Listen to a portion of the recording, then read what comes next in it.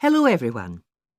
Before we continue with our lectures on the history of music and art, we'll be listening to Michael's presentation on how music and art are being used to help with the healing process in the 21st century. Michael, are you ready to begin? Yes, I think so. Thanks, Professor. Right, good morning all. As Professor McKinley just stated, I've been doing some research into the healing powers of art and music, and I'd like to present my findings to you today.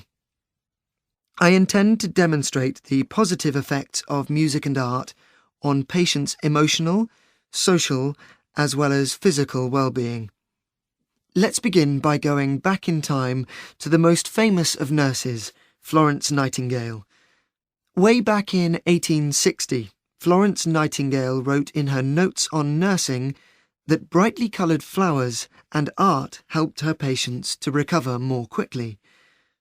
Although her comments were viewed with scepticism at the time, she was, we believe, the first of many health professionals to state this.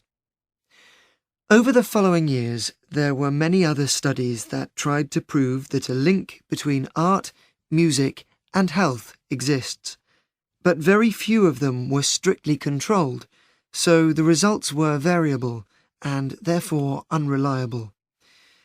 However, one American study was different. In the 1980s, some research took place into the effects of architecture on the recovery time of 46 patients who were in hospital for a gallbladder operation. Half of the patients were kept in hospital wards with windows overlooking some trees. The other half were left in rooms that faced onto a brick wall. It was found that the ones with a nice view left hospital a day earlier and needed fewer painkillers. This study was groundbreaking, as it was the first that used controlled conditions that could be measured statistically and without bias.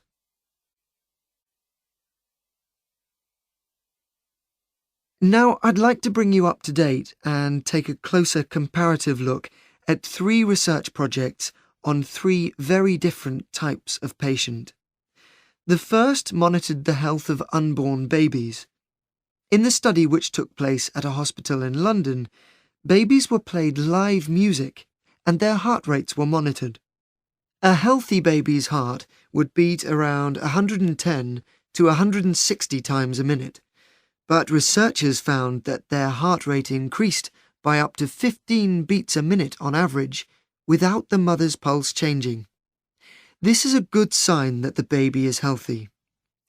In addition, the mothers that took part in the survey also said they felt more relaxed. Another study looked at cancer patients who were visiting as day patients to receive their chemotherapy treatments. They were treated in a room that had artistic pictures hanging on the wall. The pictures were changed each week so that the patients would not have to look at the same ones week after week. When questioned afterwards, patients said that they felt less pain because the images helped take their mind off the treatment they were receiving. They also noted general improvements in their well-being. Finally, the last study analysed the treatment of a group of elderly patients who were in hospital to have a hip replacement operation, and so they needed to stay for around 10 to 14 days. The researchers played them 30-minute tracks of soothing classical music, but not every day, and then monitored their progress using a questionnaire. When asked to rate how they felt both with and without music, the patients consistently stated that they felt less anxious on the days when they had the music playing. There was a second, unexpected but completely understandable result from the research. The staff liked the music so much that they said they too felt happier and that they would be less likely to leave the hospital for a job elsewhere if it were to continue.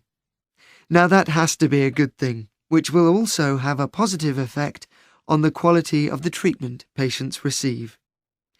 In conclusion, I'd like to bring to your